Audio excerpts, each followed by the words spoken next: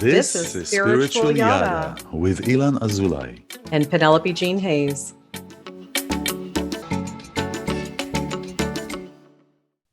Hello, welcome to Spiritual Yada. I'm iLan Azoulai.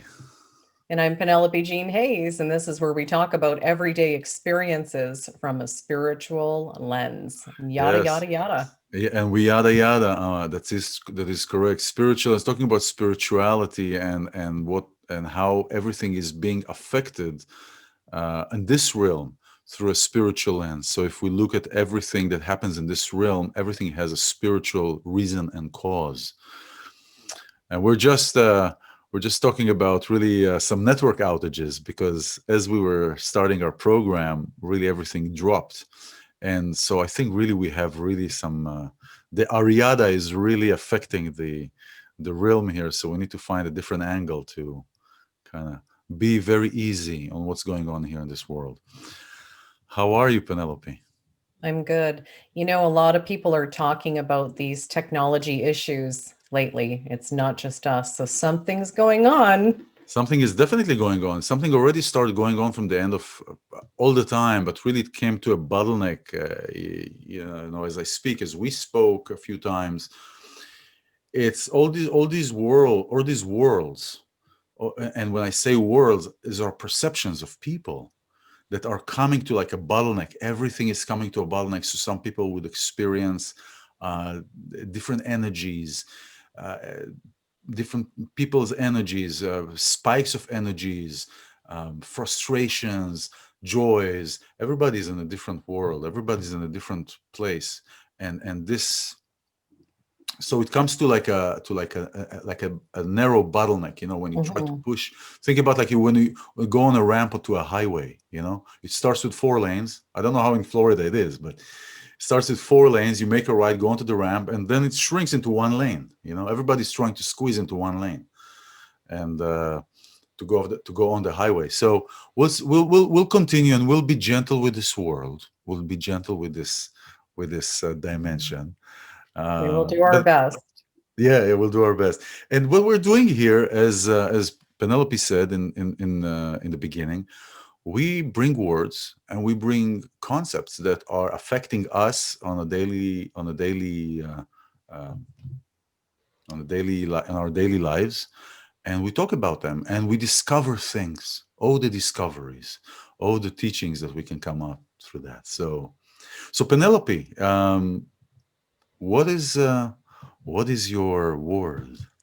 Sure. Well, I love the way we both bring our own experience and knowledge to bring different perspectives to the same issue and the same word.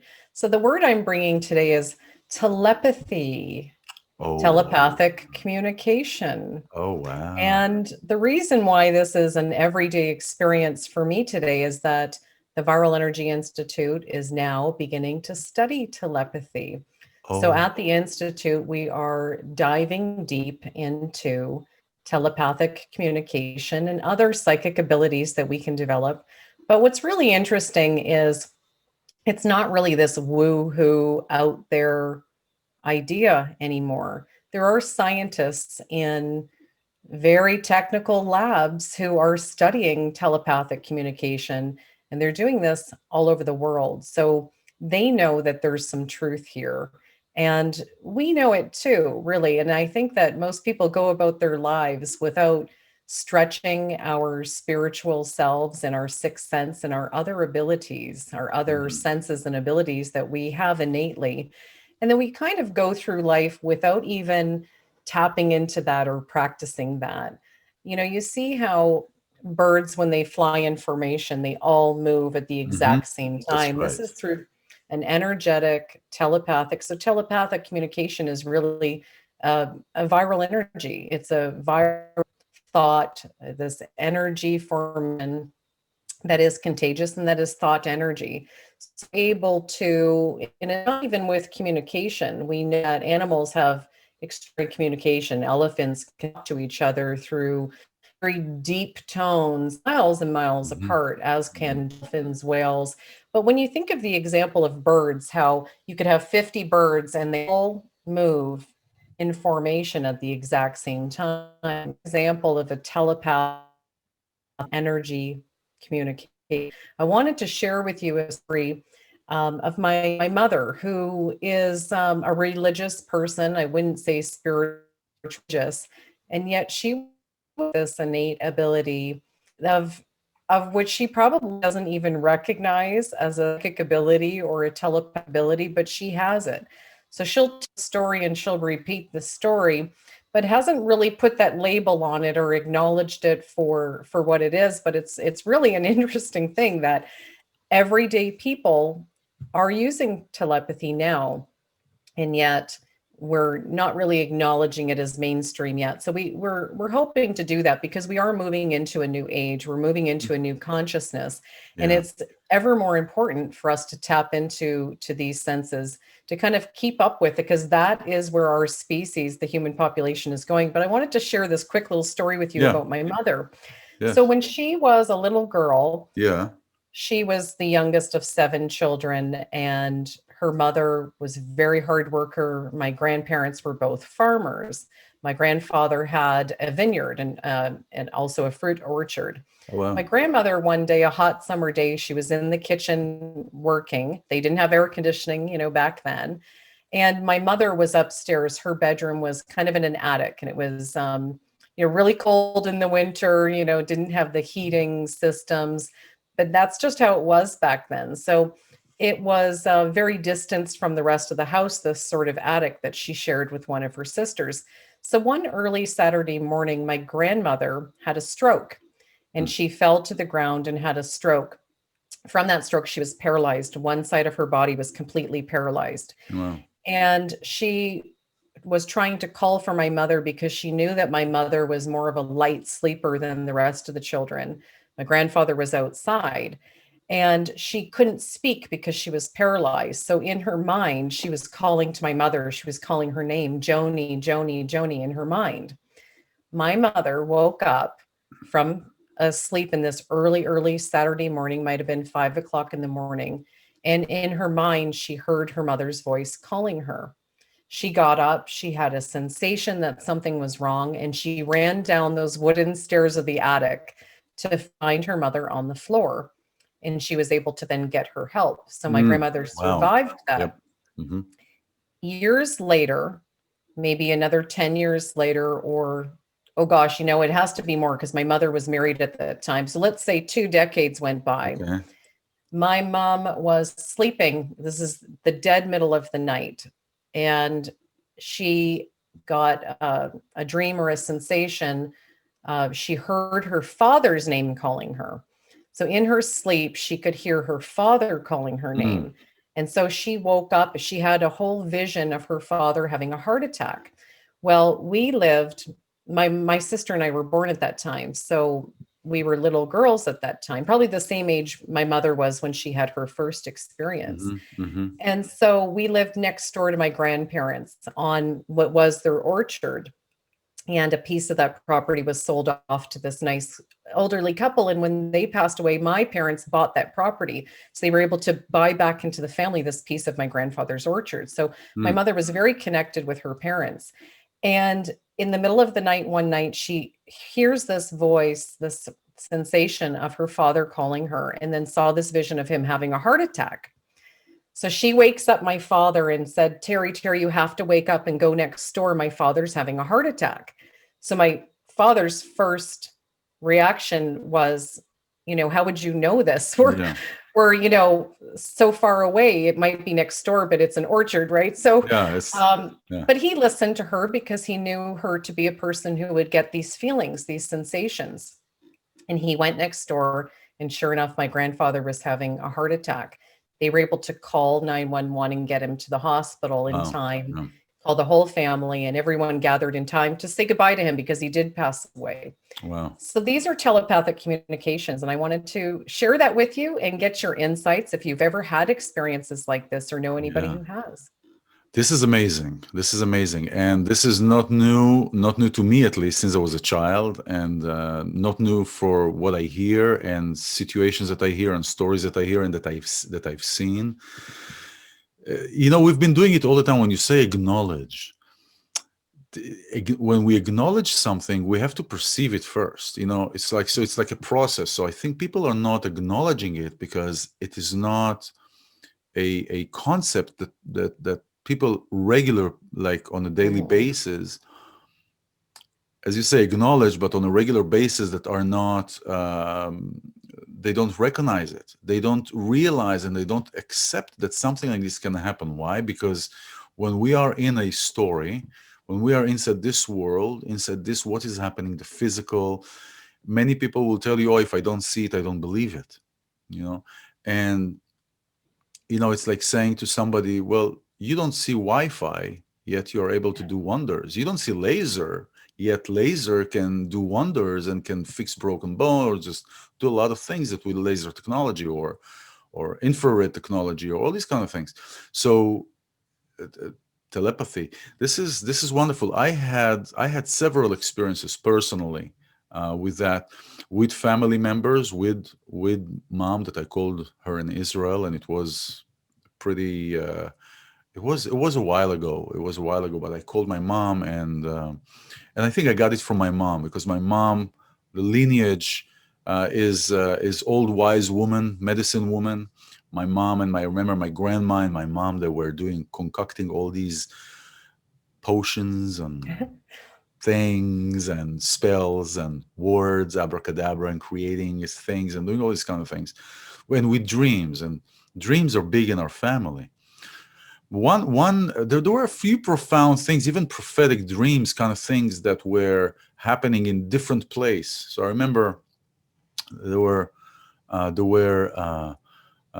few years back, I don't know, like maybe 10 years, 15 years, something. There was an incident in Israel where there were three bombs that went off at the same time.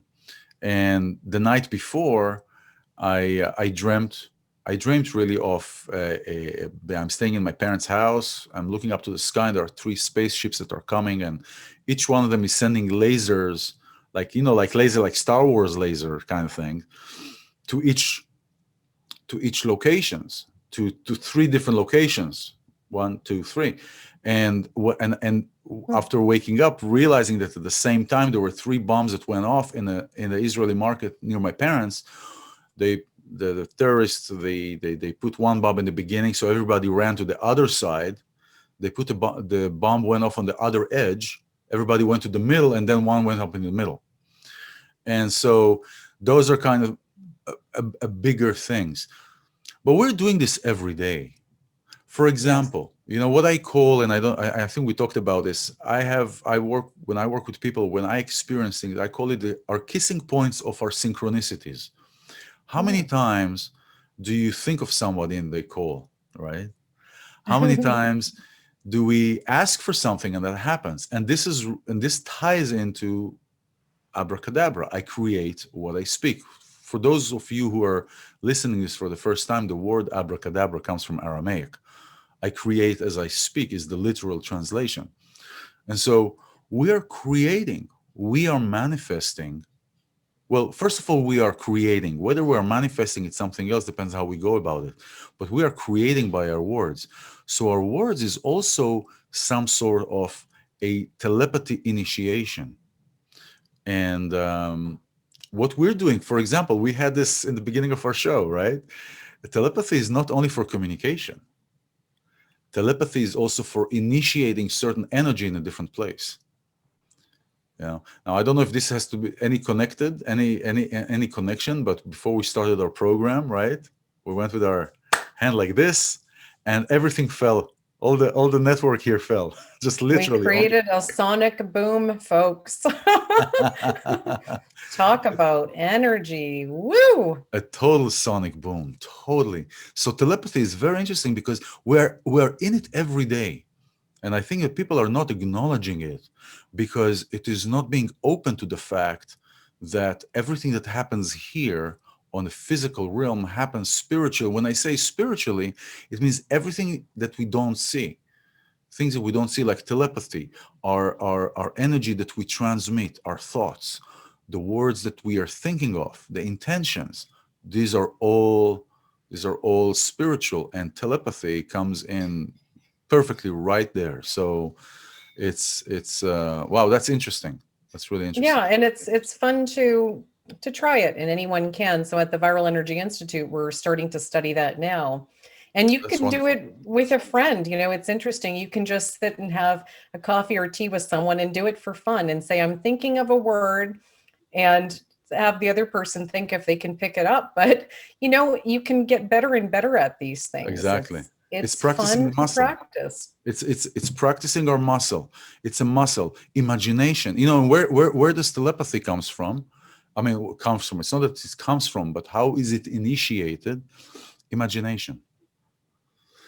Mind. There is the medicine, the medicine wheel. There is in shamanism. It's called the medicine wheel, where we look at a circle. The circle is sign for wholeness, always been. And if we look at at the medicine wheel, we're looking at different directions and different ways that people connect. There is mind, heart, body, and spirit, like north, east, south, west. And people in different people think and connect through different methods. People in the mind connect sometimes through separation, but it's mind. They're in their mind. That's a different concept. I'll talk about it another time. But when you're deploying you're making your mind. When you say people are in their mind, people are thinking a lot. People are coming up with stories, right? When somebody is talking with you and they're projecting on you something, they're projecting their own story on you. You say, "Oh, it is your story. You're making it up." But what is happening here, aside from the attachment to that story, is you're deploying an imagination. You're creating a story in your mind that is imagining.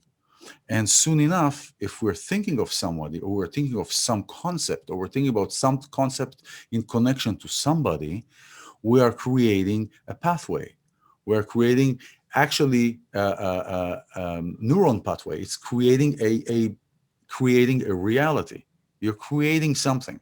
And when it's tied to somebody, you can summon somebody into your space. You can summon somebody into your reality. And that's where also the connections, when I think of you, you call, or when I think of somebody, they call. And when we are connecting, when we do this telepathy connection, we're connecting. This is what I call our kissing points of our synchronicities.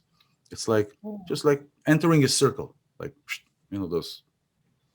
I Wonderful. This like is that. so. How are you? So how is it? Did you experience any of that? Like, I mean, you told me about your mother, but did you? Yes. Yeah, tell me about Oh, that. all the time. All the time.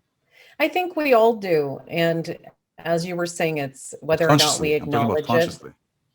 Yeah, being conscious. Yes. Yes, no, I do all the time. For me, it's actually almost like humorous because I have been practicing it and doing it for a very long time. So I do it in the way of manifestation. So I'm going to first say the example of scientists all over the world sometimes will have the same invention at the same time in history. Mm-hmm. So there could be, working on a particular issue for years and years and even generations. But the moment they're getting close, it's like viral energy of That's the right. idea pops into the world. And then someone who's just at the verge of this or has just invented this thing in Germany, now all of a sudden someone in America at the very same moment, even though they've been working on this, whatever it is, rocket science for all these years, and suddenly at the very same moment of synchronicity, these Yeah. scientists from different areas of the world get the thing, get the idea, make the invention at the very same time. So, yes, I have been practicing that and I use it for manifestation. So, I very actively, as you do, I very actively create in my life. It's a big part of my life, Yeah. as abracadabra is for you, create what you speak. I would also add to that, create what you think. And that, Comes you and first. I are, Yeah. yes, thought first. And even before thought is intention. So to have a Interesting. intention, Yeah. yeah. So to Yeah. have an intention is, you would say, like a mission statement of your beingness. Mm-hmm. And these are the intentions of your life. So whether you say this is your driving purpose, this is your soul's purpose in this life, or this is what you stand for, different things for different people. These set your foundational intentions.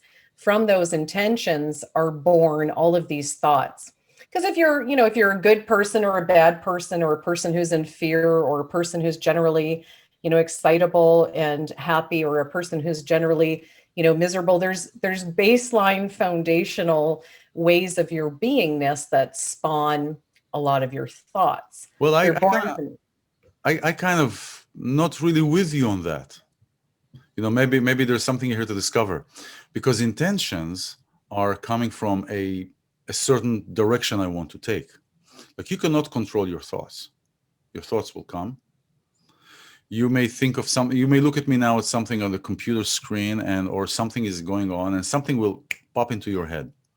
So intention is based on something. For example, intention, usually we say come with an intention. When I come to ceremony, come with an intention. An intention is a choice of a direction. It's like when you sit on a boat, right? You sit on a boat, the sail is like the wheel, right?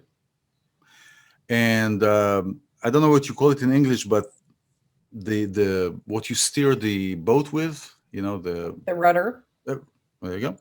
That's the intention. So you cannot have, first of all, you have the will, you have the thoughts, you have your life, your situation. And so the thoughts come, and if it works for you, then you are setting an intention. Usually you will set an intention when you already have some kind of a direction. Like, okay, I want to do this, and my life is like this, but this is what I want to do now. So I'm setting an intention that will feed and will support my direction. And usually the thoughts will come randomly, or will be random in their creation. And then there is perception. So I perceive it something, and I believe in something, and then I intend on something. So, I mean, we can look at it in different ways, but there is intention won't be there if I don't believe in something. I intend on doing this. For example, with you, it's manifestation. So you intend on manifesting. You intend on being in your place where you are. So that comes after your thoughts, your perception, your belief. Yep, this is yep. Okay, now I'm intending this. So this is how I feel that the intention is really coming into play, but it's supporting everything, because who comes first, the chicken or the egg? We're already in this place. Yeah, we're already in this place. Yeah. Think of it, we're going to use a wheel again, but not the medicine wheel, a different kind of a wheel. Yeah. So here's everything's a circle.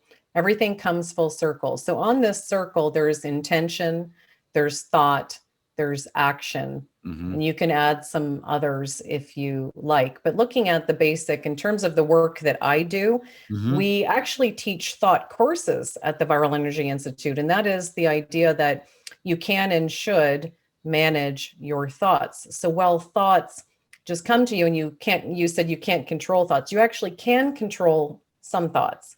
To let your mind run wild is where a lot of people, they come to us at the Institute with a lot of maybe fear, or they're always replaying the dramas of their relationship. And so they're letting their thoughts run rogue. And so what we try to do is to work with them to get to a point of, yes, there are thoughts that come to us all the time. Our brain is like 100 computers, and it has so many functions. And while these computers will be working on thoughts that come to us randomly or from outside influence, so outside environmental influence, there's also the thoughts that we can, and I don't know if control is the best word, but I'll just use it manage. For you said they're great. Manage. And that if you are a person, maybe this isn't a struggle for you or for someone else, but if you are a person who does let rogue thoughts of fear play out constantly, just repeat Hmm. on repeat in your mind, Hmm. now you're going to start manifesting because Exactly. you're working from that. So what we try to encourage people to do is to set baseline intentions. Now on that wheel, you can start anywhere on the wheel you want to. That's right. You could start with thought first if you want to, and eventually get to intention. But what we like to say is start with, decide what it is that your life is about. What is your beingness? Hmm. Who are you as a spiritual being? What is your soul here to do? To think in that way, you might call that a life purpose. And you could also say that you're setting a baseline intention for, why am I living this life? What do I want to impart? What do I want to Hmm. create in this Hmm. beautiful world? And so Hmm. you start thinking of the word intention in a new way. It's a new definition of intention in this regard, that you're thinking of intention as, this is the baseline of how I live my life. So when you start from that intention, okay, well, I stand for kindness and Hmm. unity and, whatever that is for you.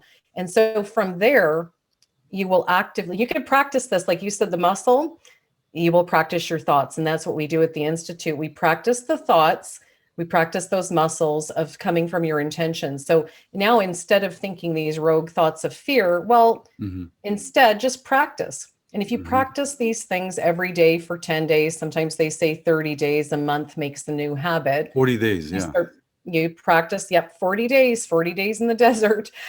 You practice this for that duration of time, Yeah. and you will start to now manage your thoughts. And once you're managing your thoughts then create your actions. Hmm. So from those thoughts, these energy formations, like the wireless signals in our houses and our businesses, these Hmm. wireless signals of our thoughts then are responsible for a great deal of our actions. Most people just Yep. don't act randomly. It somehow Yeah. started from a thought. So Yeah. we like to say, well, it starts from intention, but you are also correct. Both are true, Yes. that on this wheel, it depends where you're starting from. Yeah. Yeah. No, you're absolutely right. So what you're basically doing, you're managing the thoughts. So think of like you're a fisherman, right?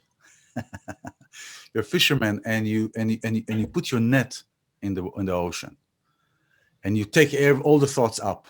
You're bringing everything up, and now from there you are deciding what is going to be beneficial for you. So now you're managing really your fishing. You're fishing your thoughts, That's great. fishing your thoughts. There you go. Yeah, Fishing your. which ones do you just set aside because they're not useful or damaging to Yeah, you? And absolutely. which ones do you continue? But you can practice that, where you get Yes, so good at this fishing, you can sort those fish. as you pick them up. Yeah, you realize that for example, when you have your fish net in the water, when the wave comes, there are waves, suddenly it brings a whoosh of junk with it. So you know to Mhm. pick the net up before the whoosh of junk, before that wave comes in. So that's kind of managing how the thoughts are. No, absolutely. And what do we feed ourselves, for example? If we are um, if you allow everything that is happening, let's say you listen to news and to this and to that, all this kind of stuff that is feeding, or you go to sleep watching a scary movie, right? Because what are the dreams? We're talking about dreams and telepathy, and telepathy during dreams, because during the dream, actually, there are three stages: dreams, deep meditation, and plant medicine that will cause certain things to come up. But before I lose my thought, I'm going up on a limb here. Again, I'm going um, shish kebab. You see, so this is the thing. This is the thing. I started going. You go up on the trunk of a tree, going to the top, and then I was like, "Oh, I like this branch. Oh, what's happening on this branch?" And so soon you forget the trunk, and you're on the It branch. will come back. And so, I do think, yeah, yeah. go ahead. You originally had asked me, do I experience that? And that's where I was on a Yes. limb too, because I was talking about intention. But that was for the purpose of telling you and our audience that when I practice manifestation this way, I do start with intention. So on the Hmm. topic of how I manifest and how this is almost comical now in my life, how you get practicing that muscle, it becomes so easy. So what I do is I do start with the intention that creates thoughts. and then actions. But I do find that I can now set, like you were just, Googling something, you're doing an internet search, I can now set a certain intention that I'd like to manifest a certain experience or thing. And it happens in tremendous frequency that it's Yes. fun. It actually gets where it gives you a chuckle when I say to myself, oh, and it's not frivolous things because I don't want to overuse it, but and it could be, but with good intention. So when I talk about intention, I would hope that people understand that good intentions create good things. So start with a good intention of something that is somehow meaningful. And I feel like when there's passion behind it, it manifests. I think the universe is working to conspire to help with that, and that's also a viral energy. Yeah. Yeah. Well, I mean, when we want something, it arises from a lack, from the desire comes from a place of need. Like we're lacking, we don't have something, so the desire arises. The desire arises to have that, and that is actually creating a frequency. And the frequency is a place of being. And that is also where you manifest certain things with words, certain creations. It's being in a certain frequency. So when I talk about, or when I work with somebody about manifesting something or creating something through your words, is really to, first of all, to come to a place, a meditative place, but come to a place to feel how it feels to be there. Be there. You have to feel something. You have to be in that place. To be in that place, to awaken this desire. For example, when you eat spicy stuff, it actually rises your appetite. When you eat something not very spicy, but you just eat something picantish, like I don't know if picante is not a word in English, but it's kind of spicy, but it's not too spicy. It's just enough to awaken your taste buds. And when you do that, you start feeling a little bit, your appetite is growing to eat something. So that's a true appetizer. Yeah, it is. So it is always, when we eat something in Israel or something, we start with a little bit, something a little bit picante, we call it, a little bit spicy, just to rise. So it's the same thing. It's the same thing, and this is a vibration. It's a certain frequency. It's a certain frequency of the place that we inhabit, and so when I work with that, I say, feel that, be in that place, feel how it is to feel to have it. You have it. How it is to feel. How does it feel to have it? And from that place, you have to be ready to receive. And this is an interesting, because yesterday I was talking about receiving, and somebody who doesn't know how to receive doesn't know also how to give. It's a way of knowing how to receive, not coming from a place of entitlement, not talking about, oh, I deserve, it's mine, mine, mine. That is an unhealthy place, because that comes from a place of a need, and you are like in a place of, I want this, and patterns and all these kind of things. But really to be in a place of pure intention, right? And being in this place of, how does it feel to have that? That creates actually a frequency, that creates a vibe, that creates, and then people that are in the same frequency will be coming into your life. I add that to understand the word, I create what I speak, to actually say the word. There is actually power in saying the word abracadabra. Mhm.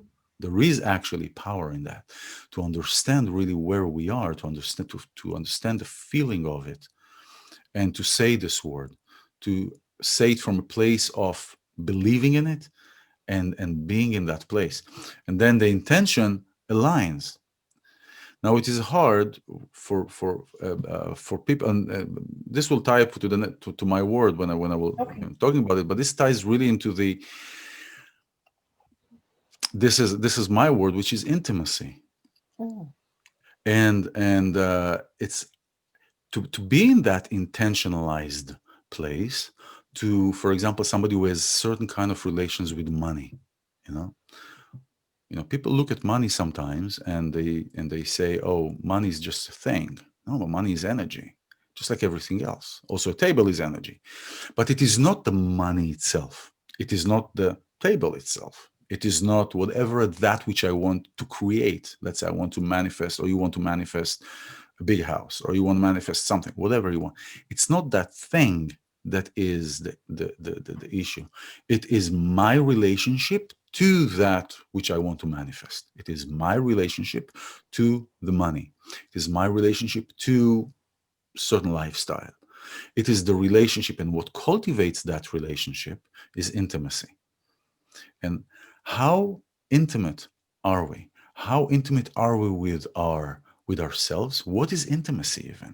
What does the word intimacy means? And people, intimacy is like almost like PTSD. People say, "Oh, you have PTSD. Oh, you have this. Oh, you have this." Oh, intimacy. It's such a deep place, and it comes in different shape and form. Now, I'm not talking about there is the intimacy between me, and then there is an intimacy between me and somebody else, or me and that which I want to manifest. But it's really, how are we in that place? Are we allowing ourselves to go into a place of looking into the core of things, of why am I acting or reacting or responding to certain things in a certain way? And it ties very well into your what you're doing with the viral energy with telepathy. you know Being telepathic, being able to recognize that, not being telepathic, because that's ability, everybody has that actually, but not everybody can practice it. But being in that place requires a certain level of intimacy. Now, I would also add that people who are, some people will get this, like your mom, you were talking about this, she would get these telepathic communications. She may have received it in the beginning and she didn't know why, she just went with it. So she is not even aware that she's intimate. And I'm not talking about intimate with her mom, but intimate with herself, being able to look at herself and to be able to say, oh wow, this is going in me. And this ties into how are we looking at things. When I work and when I talk about looking at everything like a map, coming from a looking from above, not being attached to the emotional, actually that detachment, so to speak, from the emotional state and looking at everything from a map, that is intimacy. It's kind of a contradicting. Oh, you have to be detached, so if you're detached you're intimate. How does that work? Well, actually, if we are intimate with ourselves, if we are able to look at everything equally, if we're able to look at everything with kindness and compassion, and look at everything not from an attachment, not from, oh, you did this to me, then I'm very upset with you, but to look at everything how it is in relation to the situation, without being upset with me, without being upset with how I feel. Am I okay by feeling this? Am I okay being in that place?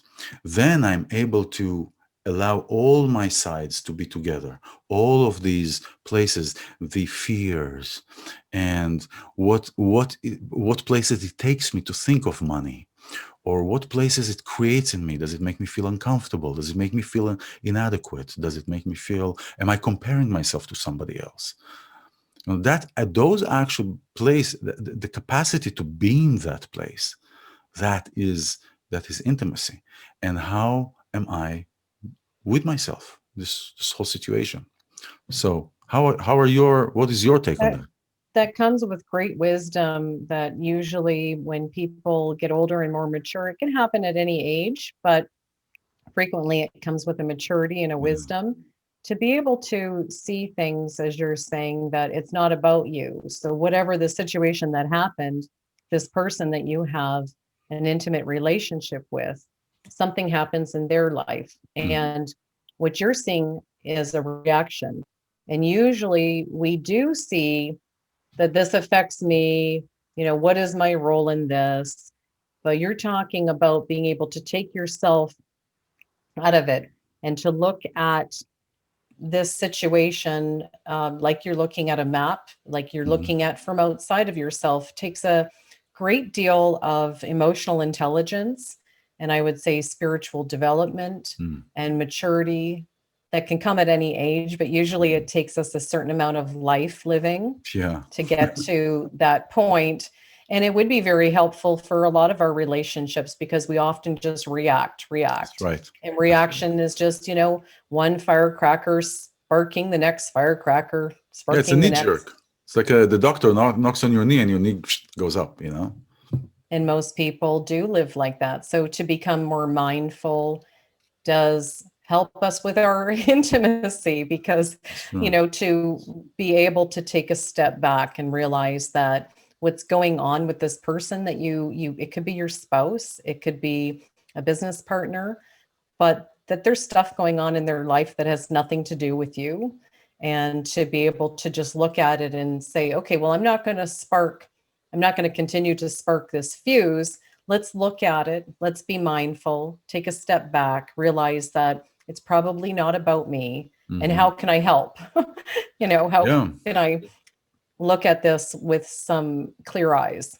Yeah, yeah. So it is really the detachment that is cultivating intimacy. And some people will say, well, intimate is being close to somebody. And yes, but being close to somebody doesn't mean necessarily that you put your story on them, or you put your frustrations on them, or because who are the people that we most of the time we are in conflict with? People that are close to us, right? Hmm.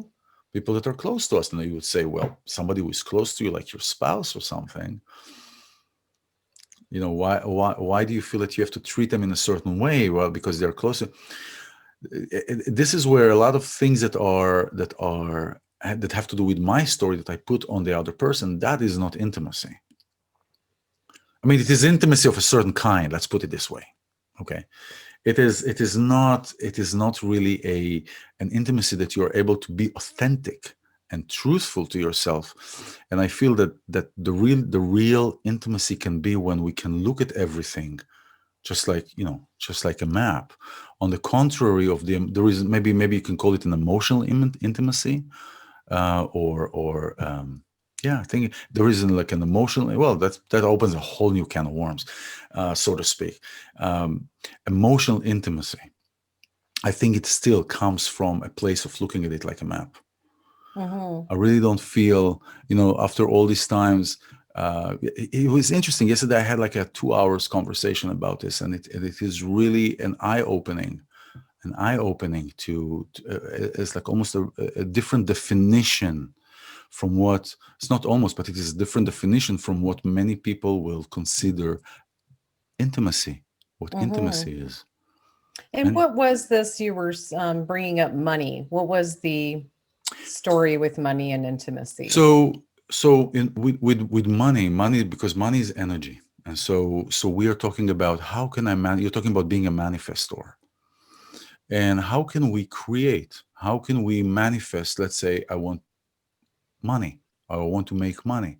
And many times, well, all the time, what we experience really comes from our past experiences, from our patterns, from our familial connection, from a family connection, and how we grew up, what money means. What does money mean? For some people, money means power. For some people, money means sex. For some people, money means comfort. For some people, money means evil. For some people, money means great things that can happen because I can make things for other people, and I can have money so I can build this, and I can create jobs, and I can donate to this. So there is a certain kind of a relationship, and it is the intimacy is that relationship.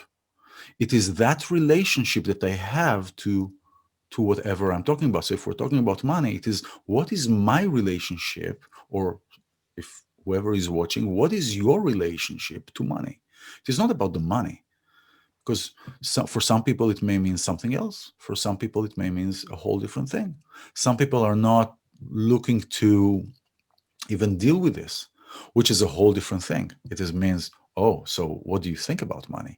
It is always the relationship between me and that thing. Now with money, it's very interesting, because money is on this level is something that is sustaining. It allows for creation. It allows for power. It depends how you look at it. Depends what power you mean by power. but it allows for many things. So what is that relationship that we have with money? And I was talking to, well, in relation to the conversation I had yesterday, which was a class slash lecture.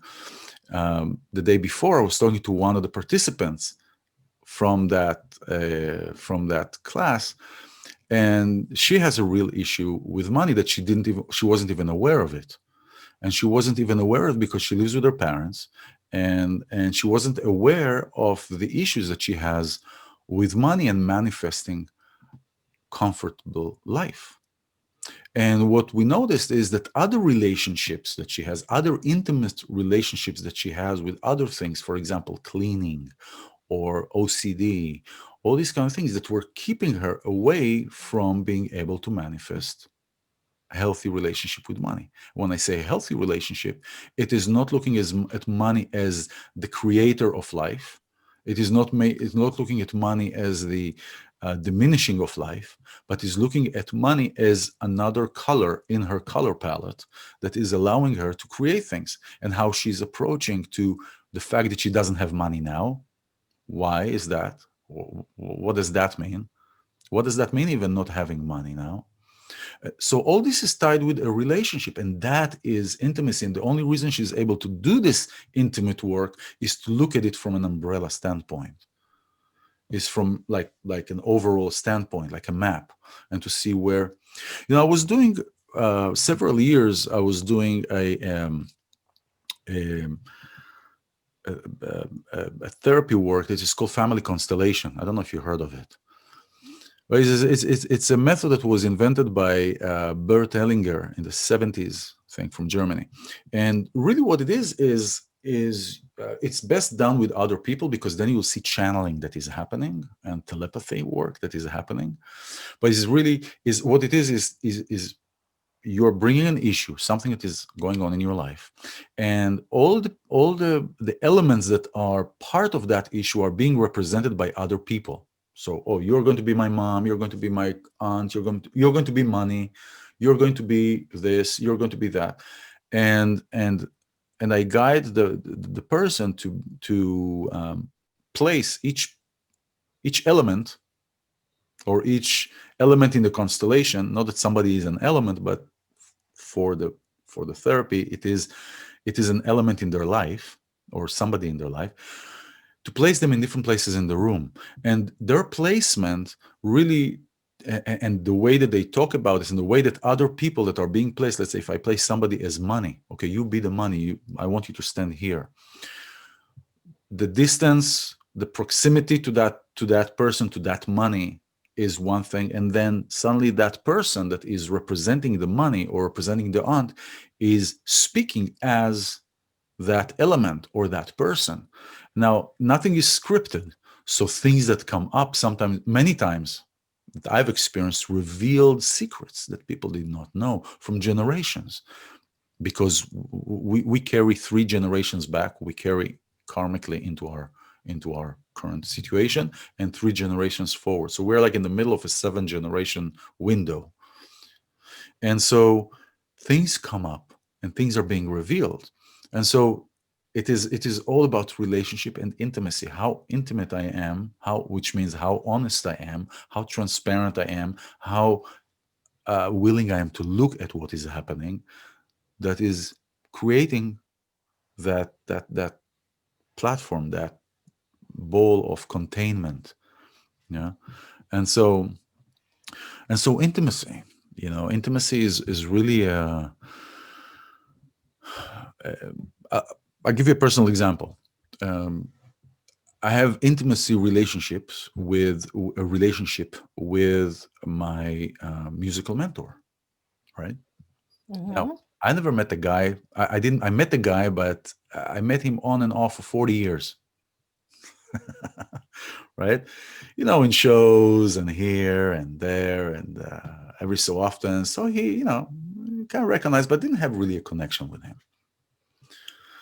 In the Quranic era, this year, suddenly everything flipped.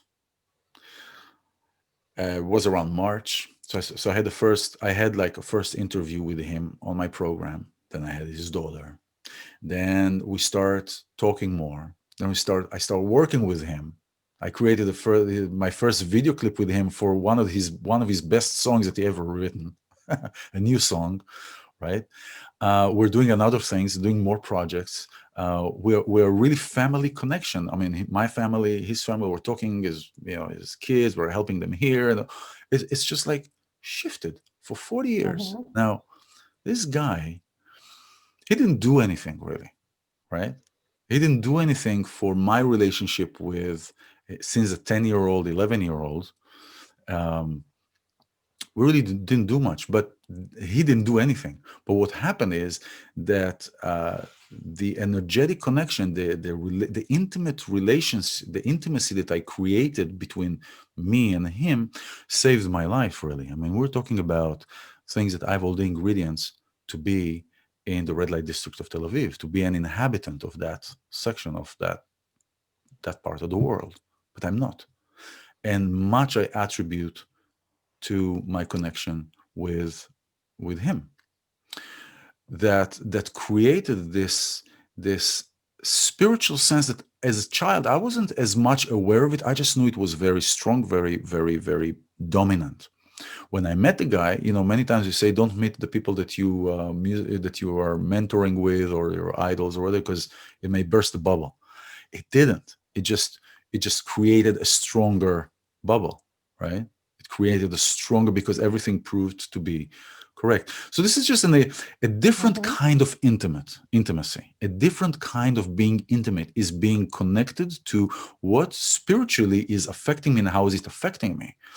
The connection to the language, the connection to myself, how I relate to myself through harmonies and through music and through everything. So it creates a different kind of intimacy. So, and yet Yeah. it was still outside of the system. We weren't connected. I was still outside. I was still away from the system. Like Rabbi Sachs, God bless his soul, he passed away 2 months ago. He said, the meaning of a system always lies outside of a system. The really meaning of that system always will lie outside of the system. It's like when I'm in a certain situation, when I'm attached emotionally, I'm not able to see things on a granular, on a greater scale. And so intimacy is really to be connected and not to be connected. It Mhm. is like the concept of both of us together, but each one is on their own, right? Yeah, and so Yeah. So um, so that's collaboration comes to mind as well. When you talk about intimacy in regards to money, what I would add to that is that if someone is trying, say, when I do my manifestations, I don't try to manifest money. I'm manifesting collaborations. hmm And so to give an example, one of my things was, I really want to develop the sound energy sector of the Viral Energy Institute. So this is putting that intention yeah. out. I really want to do that. I really want to bring that to the world. I really would love for the Institute to put energy towards this. I'd like to learn more about this. And then you pop up into my life. hmm Oh, an expert on sound. hmm And someone else recently who's another expert on sound. So that is a manifestation. And all of a sudden, you're now collaborating, having this intimate collaboration with people who are an expert in their field. And so, while it wasn't my area of specialty, I put out the intention of telepathically, of hmm with excitement, of this is something I'd love to help facilitate and to be the portal for this to come through into the world. So that's yeah. one example. In terms of money Same and thing with this you there, intimate, by the way, in this matter. I told you about this. I was ready to do a podcast with somebody. Ready. And I say in my morning prayer, my morning meditation, say, I am ready to be connected with somebody. I'm ready, universe. I'm ready, God, to be connected to do a podcast. And I have an imagery. I have a picture of how it will look like, that we sit and we talk. And and then you came like a week later. So yeah, no, there you I go. I totally agree. This is just the magic of it. In terms of There. money Yeah. and this intimate relationship with money, I would add to that. And this is, this is what we do on this podcast, folks. We have different perspectives on the same issue. And usually it all comes full circle and we're in perfect alignment. I would add to this for someone who's wanting to manifest more money in their life, it's not a bad thing because, people need money for their lives to float the boat. And I would say, what I do say to my clients is to not have the intimate relationship with money, to not think about the money, but to think instead about your collaboration with money. And that is, what are you going to offer? What do you create? What do you create in this world that would be a trade for what you want happens to be money? It's a currency. Think about vibrational currency. Yes. And you want to trade your wares. So do you make a product? Do you make a widget? Is it a service? What are your talents? So think that way. Think that way. If you want more money, if you want more of that type of currency, what are you going to trade for it? And we all have talents, but we have to make something, we have to create something, and then we get something in return. So if you're looking for more money, it's not just, oh, I want more money. I telepathically send out this intention that, I want to be rich. What do you want to do with it? What do you want? Or I want to just be able to pay my bills. I mean, these are reasonable thoughts, nothing wrong with that. But talking about it in a very practical sense, you got to trade something for that money, folks. So think about what your talents are, what you can create. Now, I want to take this full circle to your mentor, to your musical mentor, your idol. So as a child, you had nothing to trade for that relationship, my friend. He was your idol. I didn't. He was the one in the position. He's putting a product out into the world, these beautiful songs. You are the consumer of that product. You're this young man who has been molded, whose life has been shaped. You have been inspired by the product that he has put out because he created with his talents this beautiful product. Not only did he have a talent, he then, worked hard to put products out into the world, to collaborate with other people, to make this thing that's now, then you have to make sure it's for sale.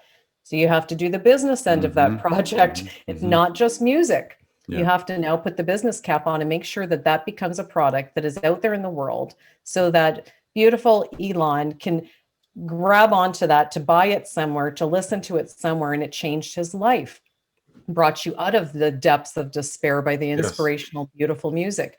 So now you grow up and you've become a person who, after working so hard, diligently for so many years, practicing your skills, practicing your beautiful talents, creating that into businesses that make music productions. You make videos, you make film, you coach people.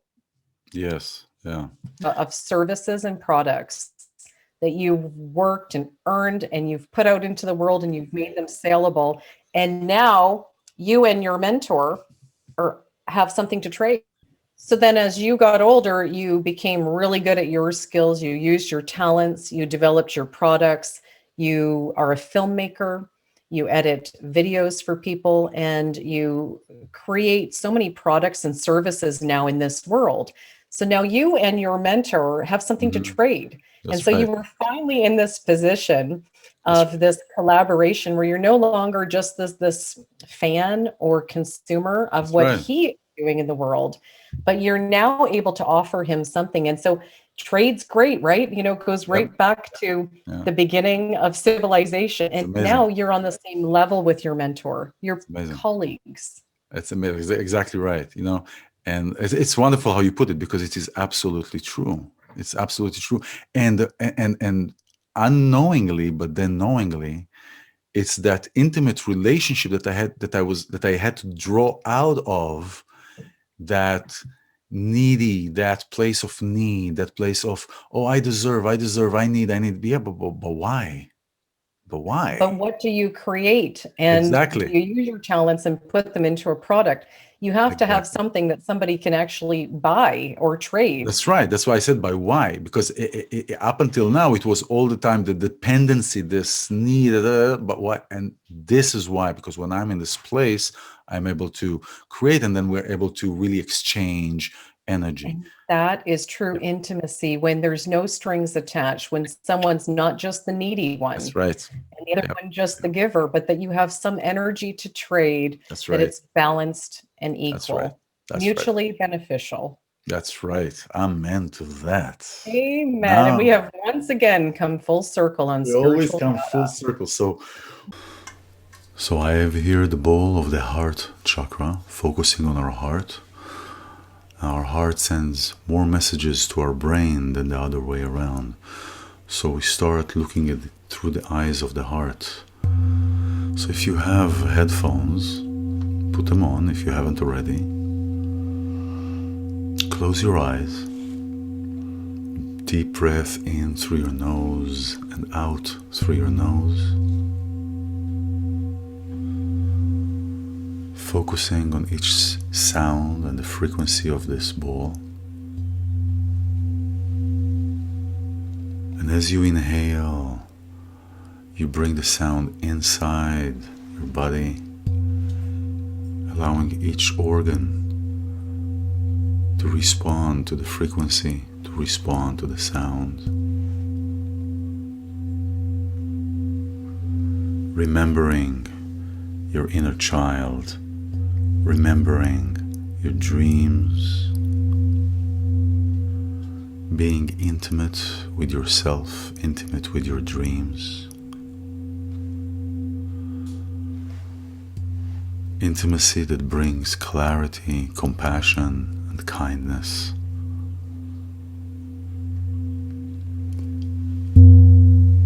And as you breathe in, the sound travels through each part of your body, rejuvenates, releases any toxins, anything that doesn't serve. And as you go through this week, remember your breath, remember your dreams, remember your intimacy.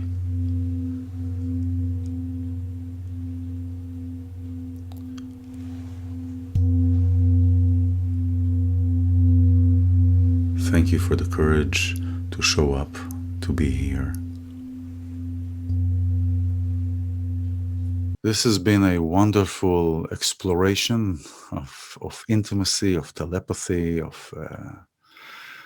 and so here we come to another end of our spiritual yada. And I hope your week is going to be so great as you create it, as you wish for it. Thank you very much for your courage, for being here. Thank you, Penelope, for yet another wonderful conversation. Thank you. Thank you very much. Have a wonderful week, everyone. And we'll see you very soon.